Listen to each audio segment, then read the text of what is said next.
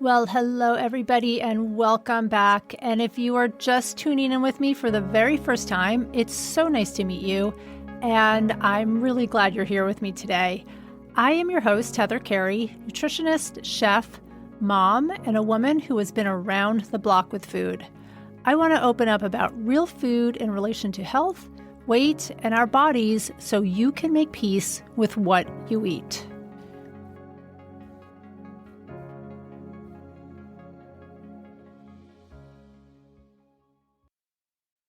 Hey, everybody. I've talked a lot on my podcast about past trauma and our stories that we often have around food and body image and just making peace with food. These stories get very influenced by how we grew up. So I had a very important conversation today with Susan Gold. She's the author of Toxic Family: Transforming Childhood Trauma into Adult Freedom.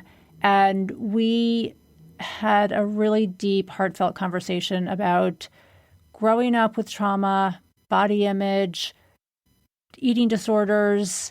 We really dug deep. So if this is something that is relevant for you and appeals to you, I hope that you can take the time to listen to my very important conversation with Susan. And trigger warning, we do dive a little bit into the topics of sexual abuse and eating disorders. So if this feels triggering to you at all, then you might want to skip this podcast. And if you feel like it can benefit you, then please, by all means, listen.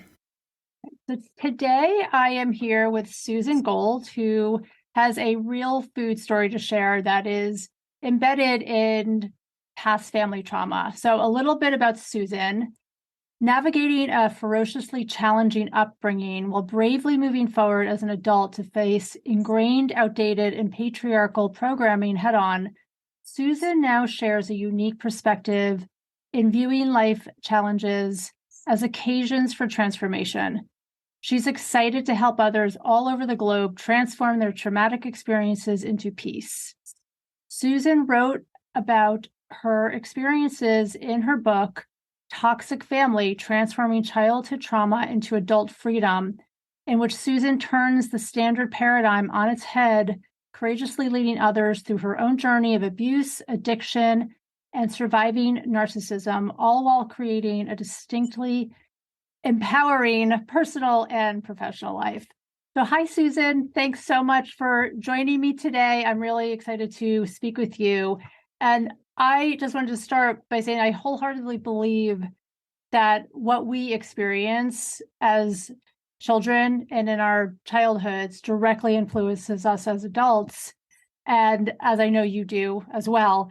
So as a nutritionist, I especially believe this when it comes to our body image, our history with dieting and eating disorders, and how our deep-seated feelings we may have around food and nourishment really get impacted by our childhood stories. So I want to hear more about your story today of your past, your traumas, but especially how food and body image played a role in that. Heather, thanks for having me here. I feel so solidly like I am home.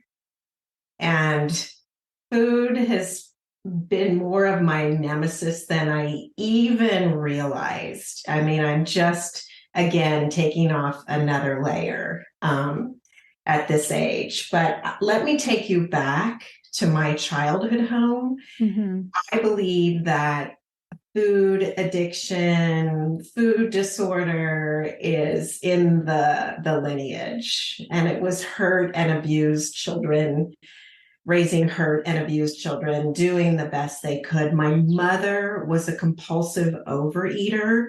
She was prescribed diet pills, which back then was speed, straight on. So she was popping pills on speed. You didn't know what was going to come through the door. My father was unpopping the whiskey bottle at 7:30 a.m., glug, glug, glug. And a brilliant astrophysicist but he also would watch his food intake and would exercise like a bulimic if he felt he had too much. So my mother would eat out of the grocery bags as we were leaving the store, trying to find some kind of soothing. I hid food. I grew up with three brothers and a sister. It was dog eat dog at the dinner table when we were eating dinners together. And there was a lot of sneak eating going around. And there were a lot of issues around body image. My mother would swing. She'd be 140 and swing up to 173 and back down to 152 and up to 268. And she would just swing wildly. And the weight was part of the distraction from my father's addiction and his bulimia issues through exercise. So there were a lot of false stories being circulated, and there was a lot of out and out lies being covered by food.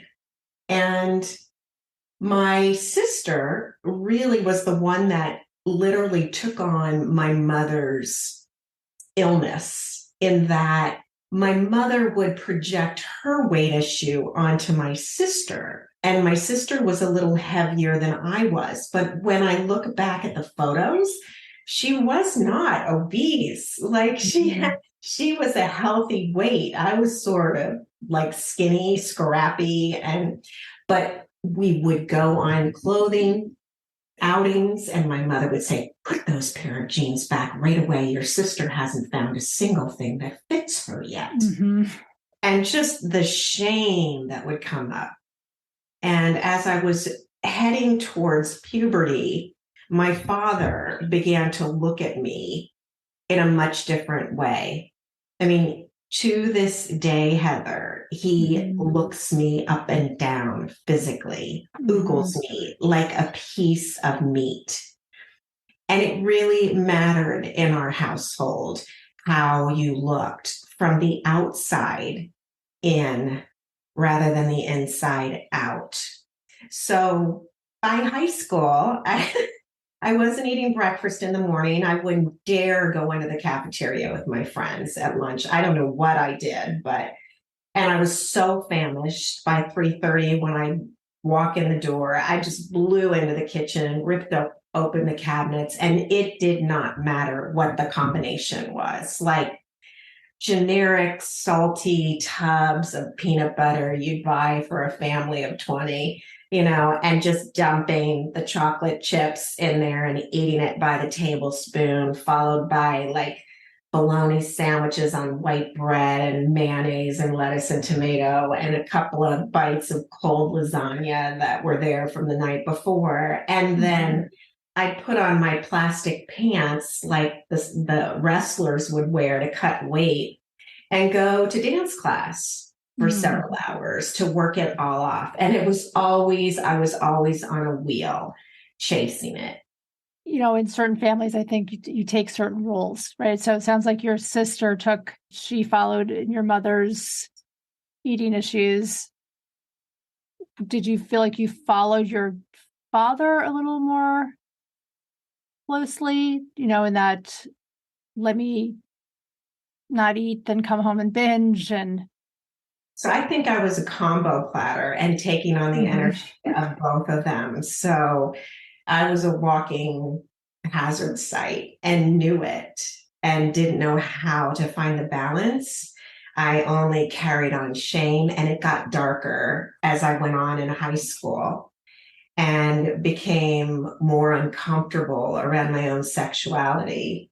I think I look almost better today than I did towards the tail end of high school. I think I was 148 the last time I got on the scale. And bounced up, higher than that. And I'm kind of petite, probably maybe 5'3", 5'4" at best. And just the circles under my eyes. And it was all about how the jeans fit. And God forbid they went in the dryer and I couldn't get them on. It was such an obsession for so long.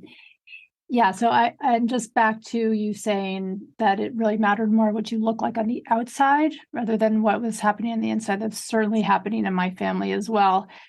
The big emphasis on your appearance and how you look. That started with me when I was about 11, when I was starting to fill out a little bit more, and there my dad was telling me I should probably lose a couple pounds, and I was not fat. I was not overweight. I was just probably a little more curvier than my two sisters. I grew up in a family of sisters, all girls. So I was curious too. You have three brothers, you said. Was there a different emphasis on the boys versus you and your sister? There were no conversations around food and how much they ate and how they looked in their clothing. And they were Right. always, they were lean and athletic, and it wasn't even a question. It was more foisted upon the females of the household. Hmm. Yeah. Well, I imagine that would have happened too if I had brothers in my house. But I was just had these two sisters. I was the middle. Everyone, all of us had an issue, in some certain way. Like everyone, just like your sister, like we each like kind of picked a lane as to how it was dysfunction was playing out. You talk about this just growing up with trauma and how it just impacted your life so greatly. Was the food and how you felt about food and your body? Tell me about like that when you were just younger, and then how it just carried itself with you through your life. Food when I was young was a super tool for self soothing. I was 6 and I had Oreos coming out my nose in the back of the station wagon because I went through probably a row and a half, sneaking each one, hoping no one would hear me. And then it became more compulsive and faster and hardly chewing, Hmm. swallowing those cookies until they came up and out. And that's pretty much a metaphor for my eating in childhood. Hmm. And in adulthood, it continued because I didn't have tools until I was in my mid 20s. And what was realized first was that I had an issue with alcohol. And it was later, after I got clean and in recovery, that I realized, oh, I have an issue with food too. It's the same. Hmm. I use Hmm. it when I feel insecure. I need to know it's by my side. And I would cover it up through copious amounts of exercise. I started marathoning and then I started triathloning.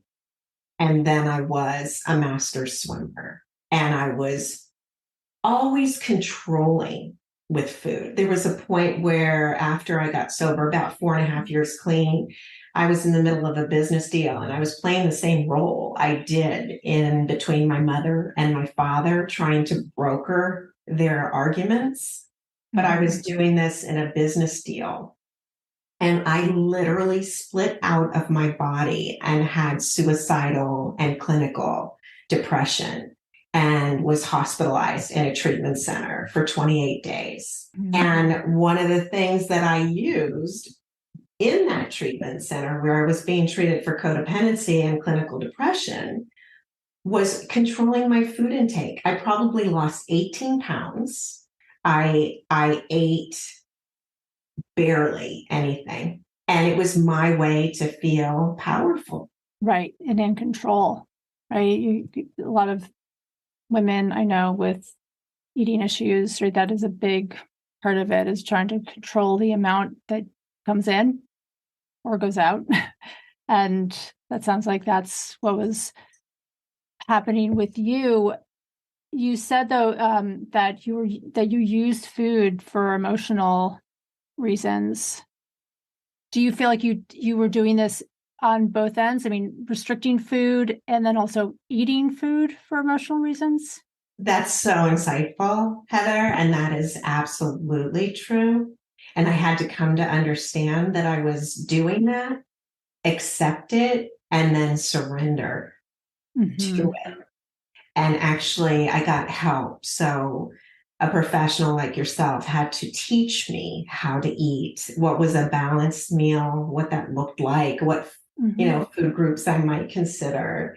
And I basically learned for the first time how to eat healthily, even though my mother was like an amazing cook and she made foods that were really exotic for the tiny town in central Pennsylvania where we lived. But yeah, I needed to learn how to eat properly.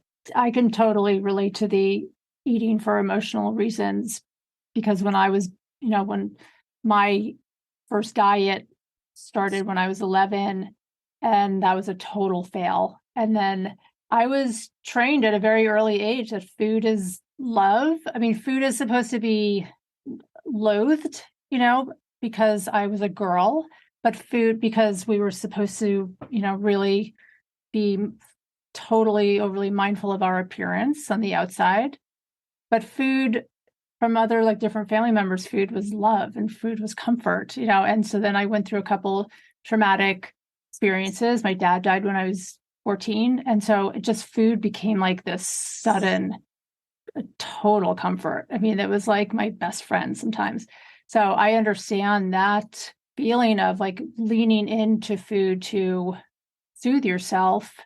I had to teach myself how to unlink that, that I could I could emotionally help myself in other ways than food, than leaning back on, ice cream and cookies and, candy or whatever it was. And that didn't happen until I was well into my 30s, and I was a nutritionist. So I was, I knew better, but I definitely still had this linkage between food. It's a hard habit to break, especially because we need to eat too. We need to eat food. Yeah, it's not a black and white issue. And I too have had sort of an unveiling of the process, and it all tied back to the early trauma. I would have these wafting feelings of abandonment, of Mhm. neglect, of a feeling of impending doom and betrayal. And honestly, a lot of that came from sexual abuse. My oldest Okay. brother had a very violent relationship with me. And I will say that he used me as a lab experiment as he went Mm. through puberty. And it's something that I blacked out. And as I got clean and sober, and as I cleaned up my food addiction, those memories came flooding back. Mm. And Mhm. when I was able to care for myself properly with food, I didn't have a choice. I had to face those memories and go through a process of recovery, which I did. It was very, very crucial to my food Mhm. recovery. But the piece of food feeling like still like food is danger, food is, a weapon. That's all starting to shift now that I have a healthy male partner in my life. And Mhm. he's totally different when it comes to, food. He's really nurturing and let's try that butter in the coffee deal. Whereas, that Mhm. wouldn't cross my mind 4 years ago. So I'm receiving a lot of healing as a result of being partnered in a very loving and different way than I've ever Mhm. experienced. Do you feel like it? So it sounds like you have a nice relationship with a partner who is really supportive of your eating and food and experimenting. Do you feel like that comes from, outside people like that, or does it have to come mostly from you? It definitely comes from the inside out, Heather. And Mhm. that was not something that I was even looking to attract. I went through a pretty horrific divorce. It sort of brought everything together in the form of a perfect storm. Mm. And I won't get into that now, but what I will say was when it was done, I wanted to keep myself in a safe compartment and never engage again because I didn't trust myself. Right. So the universe did for me what I could not do for myself. I met Hmm. this gentleman in a very serendipitous way. We were friends for a long time. And then we both went like dragging our heels, kicking and screaming into a partnership.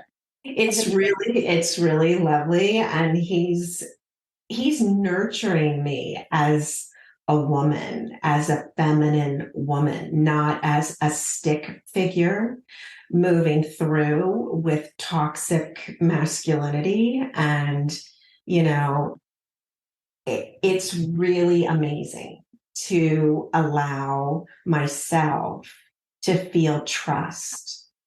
And I want to say food is not often an issue anymore. I used to hmm obsess. I find myself sometimes I have to remind myself to eat, which I know some people want to beat me silly for that, but I don't know. It's just what the evolution has been for me. Um, hmm and I don't need to sneak eat anymore at all. Do you ever feel like that? Oh, I just forget to eat because I know I've heard that too, and I'm quite the opposite of that. I don't think I've ever forgotten to eat, and not that there's nothing wrong with it. It's just that because I hear people say that sometimes, like I just forget to eat, or I haven't eaten, lunch or breakfast, and I was so busy. Do you feel like that's a form of control around your food? Well, it doesn't feel it because when it does happen and it's not often, it almost feels like amnesia. Like literally, like my partner's preparing dinner, another plus, and I'll go, wait, oh my goodness, I didn't have a lunch today. Hmm. No, it's really a big surprise. Or it can happen in the mornings because that's when I meditate and I stretch and I walk and I do some exercises and, take care of the pets. And then something will grab me at work and I'll realize, oh, I missed that protein shake, 11:30. I realize, oh, I'm hungry. Why are you hungry? Oh, Hmm. you missed Hmm. it. Yeah. So Well, I mean, and there's no rules around food, right? We should all just recognize when we're hungry, when we're physically hungry, honor your hunger and eat. whereas before I wouldn't, I'd be starving and just say, you can muscle through it. You don't need it. Or Hmm. I'd eat off my son's plate. I wouldn't make myself a meal. Hmm. Oh, he Hmm. didn't finish half his pasta. I'll just take that. Or Hmm. I was very controlling about what it was I was eating. I only had salad for, I don't know, maybe 6 years. I mean, salad of every type for lunch. Right. So it sounds like you've really come very far as far as your relationship with food and body image. And it's taken a lot of introspection and a lot of work with yourself, hard work. I think what was important, Heather, was to get the story down verbally. So I did do therapies that had a lot of talk modality. But what's really helped me find compassion and self love and start to strip away some of those dark, heavy layers around my heart and to even find my heart. Where is that in my being? And what does that feel like? Was really more somatic work, going into the Mm-hmm. trauma pockets, because I do hold a lot in my body and to Mm-hmm. really explore them and let them out and let them breathe and where are they from, past, present, or future, and is it like taffy, is it like stone, and then to really let that go and replace it with light has brought in so much compassion and serenity and peace within my being. Mm-hmm. Sounds like meditation is one of your go-tos for self-soothing or self-healing. Is there anything besides meditation? And we can talk about that as well, but anything else that you utilize on a daily basis? For So I example, like I'm a big journaler. The journaling has saved my life personally. So I'm always trying to promote journaling with people because I think it is such a great outlet. So is meditation. But tell me about you. Tell me what you do besides meditation. Yeah, I learned to meditate formally in my 30s, and I used to go on week-long silent sits. And, I was very on the cushion for 30 minutes a day, no matter what, just another bulldog. And now Mhm. I'm a lot softer. If I get my butt on the seat, it's because I want to go and I want to be quiet and just be within myself. But a lot of my meditation comes from walking and from being surrounded in nature, which I am now, having moved first to New York City, then to Los Angeles, and now to live in rural Montana on a prairie in the open Mhm. with blue sky and mountains surrounding me. It's just a natural.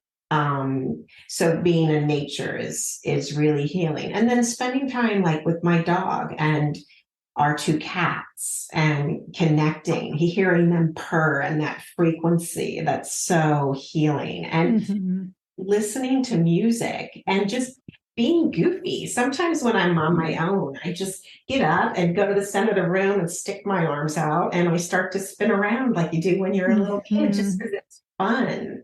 Or, Mhm.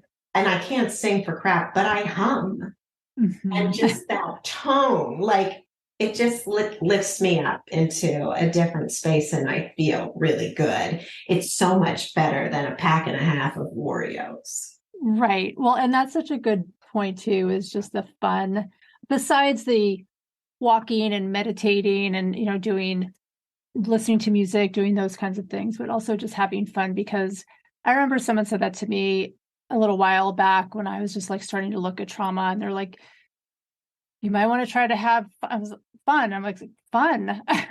I'm too busy having to like worry about, this, and this. And I have to make sure like fun is like for sometime later, for other people and sometime later. So I love that you just brought that up and talk about that as part of your healing and something that you try to cultivate because I think it is really important when you have gone through lots of trauma and experiences like that to teach yourself to have fun, to be a little more lighthearted. I'm so So, glad though that you shared that, Heather, because I think that's the branding of a lot of women, especially, of our generations. Because, mhm. I mean, the generation before, right? They fought to get in that man's world and work and be successful. And then here we are, like totally capable of taking on any job. But then we also want to be mothers too. And then in my case, I was not just the mother, I was the provider. And I Mhm. took on a dual role. So it was very serious. And it Yeah. did feel like my life depended on it. And it came also from my upbringing. I mean, we were told from the get, you're going to have to be dependent, figure it out. Nobody's going to take care of you. Mhm. So figure it out. So my partner laughs at me, he's like, oh, serious again. Right. I feel that I've got to make it happen. And then I realize, yeah, no, you don't have to make it happen. Like you Mhm. just look at the next right thing. And why don't you just explore how SEO may change your, Right. your email list and Mhm. Yes. yeah, for fun, and things happen Yes. much more freely. Mhm. Yeah, absolutely. So I think that's just such a great practice to be in is just to remember to just loosen and just try to have a little fun in our lives sometimes. So tell me about your book. I know all of your experiences prompted you to write a book about it. I wrote a book. It's called Toxic Family: Transforming Childhood Trauma into Adult Freedom. And Toxic Family was not my title. Mhm. My title was magical illumination, because that's what I feel like it's been. And I did not want to throw my family under the bus. I'm grateful for the roles they played. I have profound respect for my mother and my father and their bravery coming to this planet and marshaling through the way they have and taking on the roles that they have. And I learned so much. And I'm the person I am today, warts and all, from that family. But my publisher came up with that title, and it fits. It's the truth that it was a toxic environment and a toxic lineage. And I had the privilege to find tools when dysfunction was coming up in my own life as an adult to get help and transform some of those trauma pockets and to really feel free, because I've stood up to it and called it by name and I've gotten help and I walked through it. And I don't see it as dragon slayers. I see these challenges and these challengers as great opportunities for me to evolve from a soul level while I'm here on earth. I just think next time around, I might look at the fine print. That's a nice way to look at it, to get yourself prepared. But I love that you to have turned this around and looked at, it's almost like a mindset shift and looked at it. I mean, as hard as your upbringing was, and as much as it affected your body image and food relationship and everything, you are seeing it as an opportunity to learn from it. Yeah, and have compassion for the participants in that movie, which also creates compassion for myself and what I went through. And I think that's the biggest gift of the book. I mean, the pieces of my own puzzle just came together perfectly. And I think it was chapter 12 or so. I, read it before one of the final galley prints. And I was like, wow, that woman is strong. That woman is you. But it's also a gift in that it's not just the story. I'm able to, in the appendix, create a bit of a workbook. And so there's exercises that are there that match each chapter, and they're what I use to get through the trajectory and what I still use. And they're helping readers. Like, I had a woman knock on my door to say, I need to tell you that I read this chapter and I did this exercise and this is what happened and my life is different. So that's worth it to me. Definitely. That's really powerful, especially when someone gives you such impactful feedback like that. You know that you really have at least helped. I mean, you've helped probably many people, but at least one person in the world, and that's huge. And you're doing the same with the beauty and the truth that you're sharing with your guests in this podcast and in your own work. Oh, thank you. Yeah, it radiates. Thank you. Yeah, I think I think it's so important to just speak out loud or write it in a book or just tell your story and not keep things hidden and a secret, because I think with secrets, it brings a lot of shame and we can't heal like that. And it's even more important than, I think you mentioned just compassion and forgiveness for your family. And that's a equally as important step in the process of healing. It's taking it full circle. Yeah, I agree wholeheartedly, Heather. Yeah. Is there anything else about the book that has been impactful for you or as a result of writing the book that you learned from? I didn't want to write that book. Okay. I was told in 2007 by an Irish seer I had a book to write and it'd help a lot of people. And then it came up again twice by other intuitives. And the third intuitive said, you have 3 books to write. And I was like, oh gosh, I guess I better get started before I have a library to write. But It's just a phenomenal gift. I mean, there were days that I didn't want to do it, and I was a bulldog producer. I'd make myself sit at my desk for 15 minutes, whether I had something to write or not. And then that gave me the first pass. But a wise friend said, why don't you go back and take a pass from little Susie's point of view, that little bright light in your heart that's lived through all of it with you. Mm-hmm. Mm-hmm. That's when it shifted. That's when I felt true, authentic pride for Mm-hmm. the entire story and my walk here as a Mm-hmm. human being, and a real desire to share it with others that could be helped just as a reflection of their own Mm-hmm. experience. What do you think would be a good takeaway for people who are just new to this subject of just looking at their past trauma in relationship to eating and body image and eating disorders? And what do you think if someone came to you right now? Yeah, the first thing that I would do with them is I would ask them to take a deep breath in and then release it. And then I would ask them to put their hand not on their heart too much, on their solar plexus, so right under the breastbone. And I would ask them to take a breath in and say gently, either to themselves or out loud, "It's okay. Mm, It's really okay." And that's the first step. that's nice. That sounds exactly what I would want to hear too. Took me a while to get there. I understand. Well, Susan, this has been a really impactful, meaningful conversation for me. And I'm so thankful for you for sharing your story and being so open about it. I really appreciate it. I think that we need to have more stories put out into the world so people, and especially women, don't feel alone.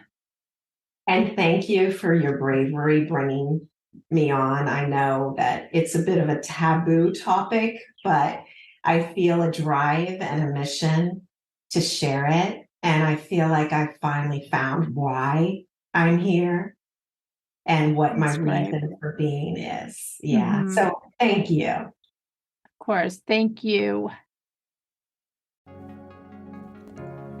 And as always, if you loved this podcast, please consider gifting me with a 5-star review. It is so helpful for me to get the word out on real eating, our real bodies, and real food stories. Thank you so much and have a great week.